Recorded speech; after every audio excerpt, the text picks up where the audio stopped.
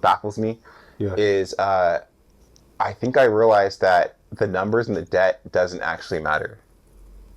The numbers and the debt of like the Okay. national deficit. If you rewind to 2009, 2010, I want to say the U.S. owed 9 to 10 trillion dollars in debt. Yes. And then by the end of Obama's term, we were at 18 trillion. In 2013, they had this bill, maybe 2012, 2013, that year. There was this bill called the sequestration, which is a word that I had never heard of before in my life until this happened. It was like the idea of constricting the size of the military to save money after those, the global war on terror, GWAT. And we reduced the size of of our military and our funding and spending, etc., to save money. But it still ballooned to $18 trillion by the end of 2016. Okay, that's 10 years ago, right? Roughly 10 years ago, maybe 9 years ago. Depending on how you scale it. Now. Double? Yeah. No, we're at 40 trillion. More than double. More than double. Yeah, some change. Damn. Right, but whether it was 09, 16, 2020, it's the deficit. Kind of like the Brits are coming. There's no true repercussions, I don't think, to this debt. Except for blinding interest rates for the consumer, but Outside of that, like, it has no real effect. There's no recourse because who's gonna enforce it? Right, because have the U.S. military behind you. 100%. Yeah, so I don't think there's really so it's kind of like when they tell you, oh, like, don't vote for this guy because if you look at the price of eggs and milk lately, or and our budget, it's just so high. We have to do that. It doesn't matter. Yeah. It really doesn't. It's almost like a fictitious ploy to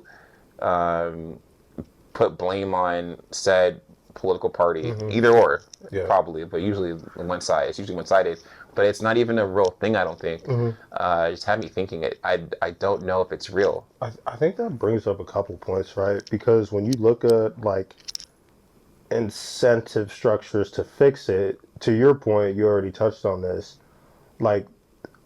It's not real, or there's also no one to enforce it because people are kind of just using it as this blame game. You know what I'm saying? Hot potato, right? But additionally, who is incentivized to fix it? You're president. You're in office for 8 years. Yeah. So you're just let me just get my little 10 trillion added to the deficit and get out. Yeah. And get out. What I'm saying? Pass potato, So it's what is that, to your point, what is that true default, that critical mass?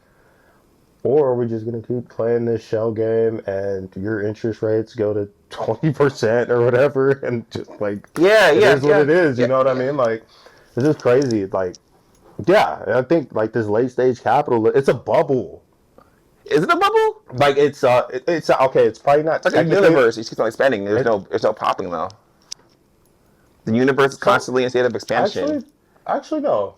Actually, yes. Who's gonna pop it? Yeah. Damn. So is there no physical constraint to it? Can we just? I don't think so. I think we actually can do it just forever. Just keep on writing up an arbitrary budget and saying, "Hey, we can't afford healthcare." $115 trillion deficit for my grandchildren. What is that? What are these numbers? And they just you know what? Hey, they'll keep on passing it down the road. It doesn't ever end. I mean, I guess that's a fascinating question. Have we seen this before? What usually happens to these? Well, I heard anytime. They become Argentina. All I'll say is I heard anytime you insert a certain historical figure into a conversation, the discussion kind of ceased to exist. So there was one controversial figure who's a bad person that said, you know what, I ain't paying this debt off, and that was that. And it was let's just say there was a world war that ensued in the time period. But we'll leave that one alone because that's not either here nor there. All right, so talk to me about for Rumble. Do you know Rumble? Yeah, Rumble's the white supremacists, the alt-right kind of alt-right YouTube edgelords, and it's kind of we'll touch this very, very briefly. It seems to be a real common occurrence or trend that if you want to incite and get clicks and movement from really anyone, but the easy way to do it is just to make fun of black people, make fun of our women, and then basically praise a certain race and excuse them of any and all wrongdoing. Throw in a couple more racially charged jokes, and every Republican will be clamoring to you for excitement and interest and engagement, and they'll praise you. They'll call you based. You invited him to your fucking club. You gave him a ticket to the fucking club. Whoa. Okay, let's. Real American Hodge twins. Yeah, Hodge twins. Hodge twins. Like, oh gosh. It's and I don't respect it, but I understand it. Like, it's easy. Make fun of your people, get the bag, whatever, marry a white woman, and then, move on with your day. But is that a bubble? Is the right wing grift a bubble?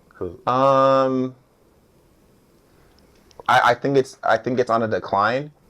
First, it'll be niche, cool. Then it'll pick up steam.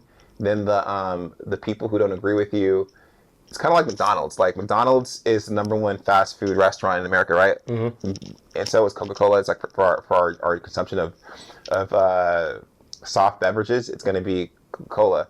But they don't always do well every year. There's times where McDonald's expands too much, and they never fall apart, but they have to retreat. So I think with this right-wing grift bubble of let's blame blacks and say, oh, they're the root of all evil, even though that disagrees with blatant history, U.S. history, in fact, let alone world or European history. Blame the blacks, whatever. Say that we're illiterate, we can't think, that we're unintelligent, etc. And then throw in some nasty jokes, and then have a cool black guy, because you need the culture to move anything. Yeah. Right? So you insert you can be racist, but you have a friend like Kanye West. Yep.